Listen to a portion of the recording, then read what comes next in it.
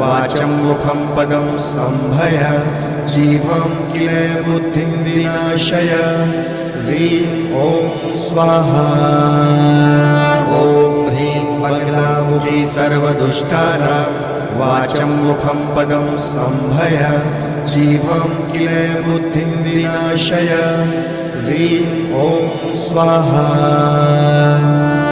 ॐ ह्रीं बगलामुखी सर्वदुष्टानां वाचं मुखं पदं स्तम्भय जीवं किल बुद्धिं विनाशय ह्रीं ॐ स्वाहा ॐ ह्रीं बगलामुखी सर्वदुष्टानां वाचं मुखं पदं स्तम्भय जीवं किल बुद्धिं विनाशय ह्रीं ॐ स्वाहा ॐ ह्रीं बगलामुखी सर्वदुष्टानां वाचं मुखं पदं